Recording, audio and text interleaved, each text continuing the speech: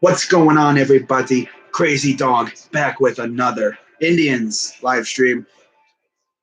I'm going to do a quick one here. If you realize that I'm wearing this shirt, I probably wore it a few streams ago. Well, I broke this baby out just for the fact that I saw Toronto shocked everybody in that game 7. Between that game and Game of Thrones, my mind is going a million miles per hour right now. I mean, I was kind of flipping back and forth.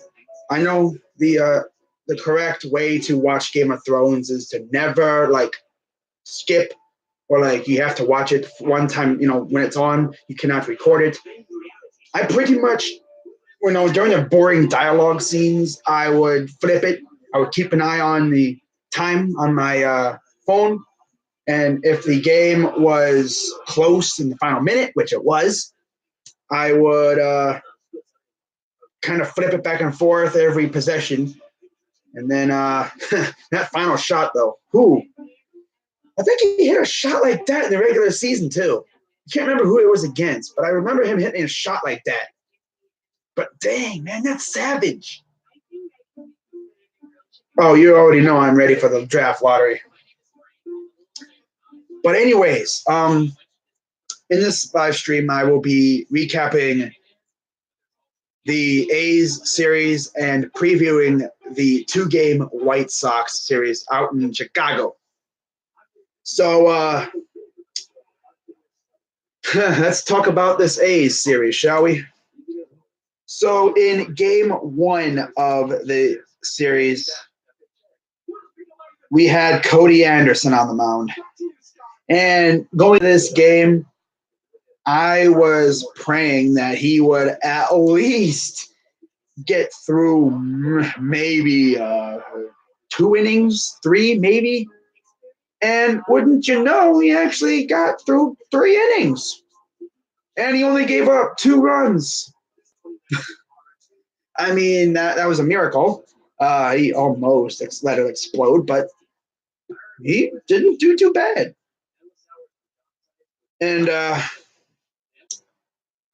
offense, gave him a little bit of run support. I mean, it's not like they just went to bed. I mean, they didn't fall asleep. They weren't dead. The bats were alive.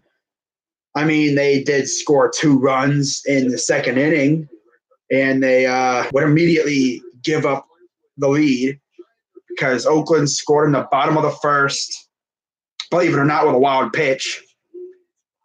And then we would respond with 2 runs of our own, thanks to Jake Bauers with an RBI double and Kevin Plawecki, who grounded into a double play. Thank God there were no outs in that one. And we wound up taking the lead. And then bottom of the 2nd inning, Josh Phegley, RBI single, ties the game right back up. And it would be tied until the bottom of the 6th when Ramon Laureano would go yard, I believe, off of Neil Ramirez, of course. Of course he goes yard off of freaking Neil Ramirez. I can't believe he's still on the freaking bullpen. Oh, my God. And then top of the 7th, literally a half an inning later, Francisco Lindor would respond with a sac fly that would score Kevin Plawecki. And it would be tied until the bottom of the 12th when Matt Chapman would hit a home run to left field. So with that being said, Joakim Soria got the win. He's 1-2. Brad Hand takes the loss, or took the loss. He was 2-2. He is 2-2. Now, in terms of how the pitchers did for each team, Cody Anderson, like I said, 3 innings, 3 hits. Surprisingly, I mean, he didn't get absolutely rocked. 2 runs, both earned, 3 walks, 3 strikeouts. Montas went 6 innings, 8 hits, 2 runs, both earned, 1 walk, 7 Ks. And somehow Cody Anderson's ERA is now under 10.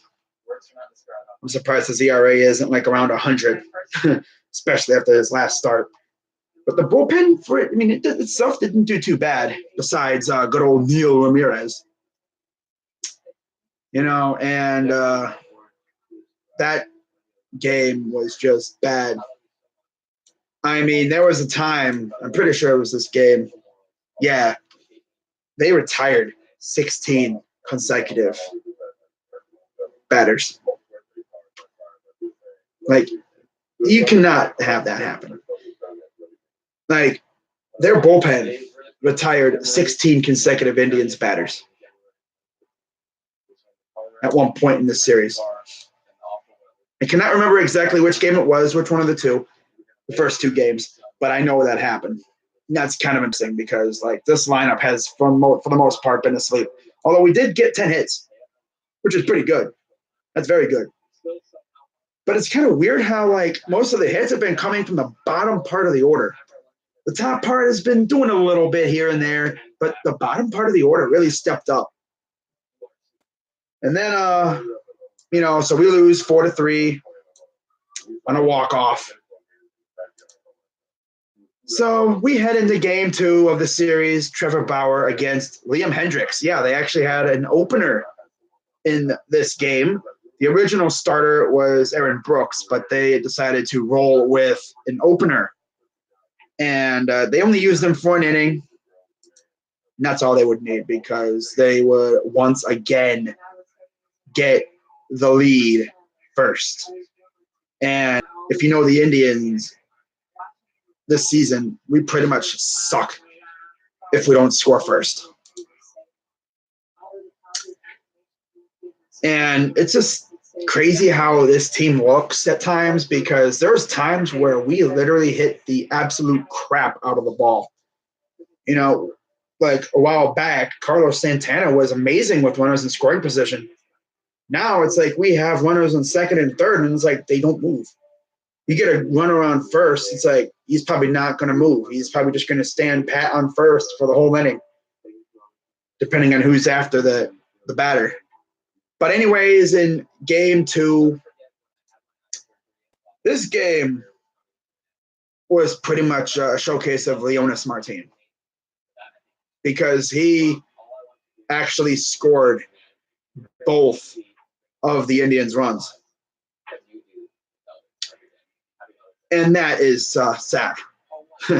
Batting 9th in the order, and he scores both of your runs. And like he would get on base and like no one would help him out. Lindor would come up, swing and a miss, swing and a miss, swing and a miss, or even better, pop up, foul out, or popped up and fly out. That doesn't even get past the infield. But anyways, in terms of scoring, Matt Chapman would single on a line drive to open it up, 1-0 Oakland, and then Leonys Martin would homer in the top of the 5th. Then the next half inning, Nick Hundley would triple. And then a throwing error. Yeah, the throwing error. Well, yesterday was a showcase of Leonys Martin. It was also a showcase of the poor defense by a couple errors from Jose Ramirez. The throwing error, he missed a ball in the sun. This dude couldn't field another one after that as well. It's like, this dude, man, he just had a horrendous game. And then top of the 9th, Leonys Martin, like one of the last batters due up. I think he was our last chance. Actually tied the game with a single. Then we had runners on and couldn't do anything with it, as usual. And then, wouldn't you know, bottom of the 9th, freaking A.J. Cole, of all people. It's funny because when Leonys tied the game, they had Brad Hand warming up in the pen. They got him right up there and warming up. I guess they were expecting us to take the lead. Well, we should have, but no. Ramon Laureano would come up and single. And that'd be it. So, first 2 games of the series, 2 walk-offs. And I'm thinking, okay, imagine if we get walked off in all 3 games of this series. That would be embarrassing. But yeah, the win would go to Trinan. He's 2-2. And as you'd expect, AJ Cole would get the loss. He's 0-1. And for like the umpteenth time this year, the Indians waste another dynamic performance by a pitcher. Usually it's Jeffrey Rodriguez who gets the wasted performance, but no, it was Trevor Bauer. Of course. And speaking of Trevor Bauer, he went 7 innings, 2 hits, 2 runs, 3 walks, 10 Ks. His ERA is now 3.02. Then you look at AJ Cole and it's like, really, bro? Really? Who are you, bro? Like, they brought him up and they sent Cody Anderson down. It's like, really? They sent you up here? And then Tito relies on him in a big situation like that. Like, okay, Tito, what are you doing? Hendricks, of course, went 1 inning, 1 hit, 1 strikeout. That's it. Brooks, the original starter, went 4 innings, 4 hits, 1 hit, 1 run. It was earned, 3 walks, 4 strikeouts, and, of course, the homer. And then Petit came in there, Trevino, and Trinan. We saw Trinan and Trevino every game in this series, effectively. Yeah. So, again, lose on a walk-off. And I'm thinking, okay, well, let's see what Jeffrey can do heading into this game 3 of this series. No, we do not play the Padres. No, we played them last year. What's going on, Crimsy? Freaking out. I think everyone was. What's up, Bob K? But anyways, heading into game 3 of this series, it was Jeffrey Rodriguez going up against Daniel Mengden. Mengden was making his first start of the year. And I was like, okay, this is either going to go really good, as in we're going to be, we're going to hit the crap out of the ball. We're going to score like 8-9 runs. This pitcher won't last 3 innings. Or as usual, usually what happens with us with these these pitchers making their season debut or whatever. Most commonly, we do this with rookies too. He goes like 8 and like 1/3 innings, and we don't score. But wouldn't you know, the offense decided to really wake up this time around, as the Indians would win 5-3. Yeah. And you know what's even better than that? Roberto Perez did something. Now the scoring would get started in the first inning. Carlos Santana would hit a clutch 2-run, just an RBI double. I thought it was 2-run, but no. He would hit an RBI double, and then moving Mike Freeman to third. Mike Freeman batted second in this game. He actually didn't do too bad. I think he walked twice. Good showing. Better than Kitness, I'll tell you that. Then Jordan Liplo would come up and hit a sac fly, and that would score Freeman. So 2-0. Bottom of the third, the bottom fell out. Profar would single, scoring a run. And then Piscotty would single, scoring another run. So just like that, tie game. And I'm like, oh, God, here we go again. And then wouldn't you know, top of the 6th, Alberto Perez with 2 on. I think it was runners at the corners. He's like, screw that. I'm not getting walked off again. 3-run Jack Daniels to left center field. One of the deepest parts of the ballpark. One of the only areas of the ballpark that doesn't have a freaking mini green monster by it. And, yeah, 5-2 lead. And then bottom of the 6th, the A's let us know that they're still there with a Matt Olson home run, his first of the year. And that would be it. And Brad Hand would come out there and get a ground out, a fly out, and a strikeout. He literally got one of each. A grounder, a fly out, and a strikeout. 1, 2, 3 inning. Pinder, Grossman, Laureano. Easy. So the win goes to Rodriguez. That's his first of the year. Loss would go to Mengden, his first loss, and the Hand would get the win, the save, his 11th of the year. Now, in terms of how these pitchers do individually, Rodriguez, 6 innings, 6 hits, 3 runs, all earned, 3 walks, 3 strikeouts, 1 home run. He's got a 2.92 ERA. It's not too bad. Mengden, 5 1/3, 5 hits, 4 runs, all earned, 4 walks, 4 strikeouts. So a lot of fours. It's funny. Rodriguez has a lot of threes. Mengden has a lot of fours. They're just showing, oh, wow, freaking South Korea. People going crazy. I'll tell you one thing, though. I mean, South Korea, I think, has probably the craziest announcers outside of like Gus Johnson. Like, oh, there's China. I can just imagine, like, the South Korean and the Chinese commentators in their booth or whatever just going absolutely crazy. I mean, running around the press box or whatever, like,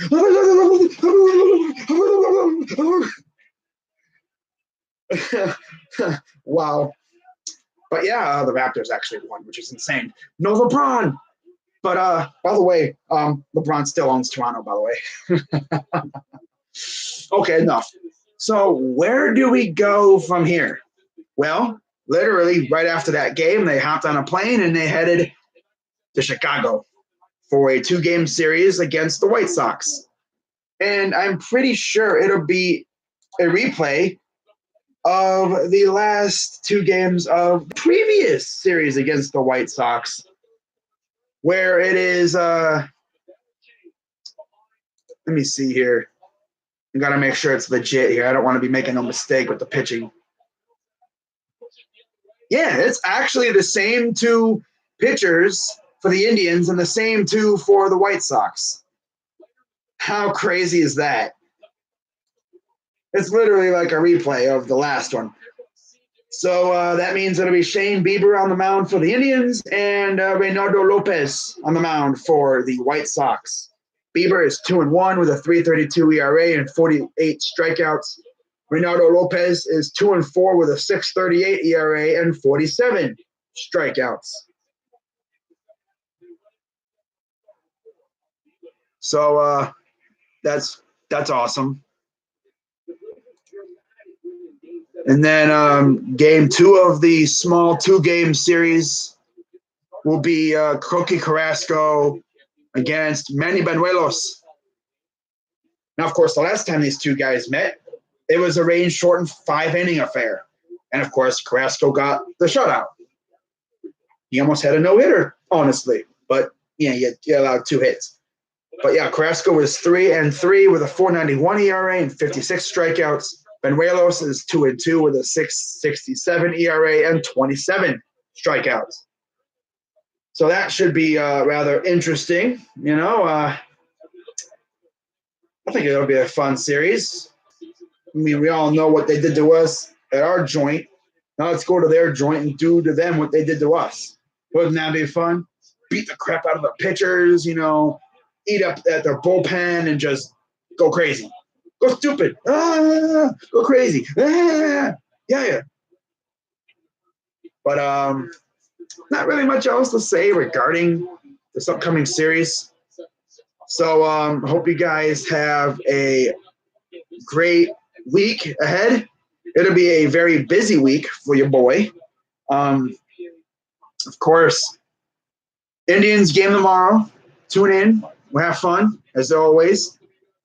Then Tuesday comes around, and I have a triple header for you. Indians game, draft lottery, Western Conference final. How about that? By the way, start times for these games coming up. 8:10 on Monday, and then 2:10 p.m. on Tuesday. So, yeah, that'll be fun. So, with that being said, after that, off day. I think I'm going to need it. And then we host Baltimore. And we're pretty much going to see the same 3 pitchers that we saw in this series. I'm pretty sure it'll go in the order of, what would it be? Cody Anderson, Bauer, and Bieber. So that should be fun. Maybe Anderson will actually have another great game. And he wasn't too bad. I mean, It could have been a lot worse.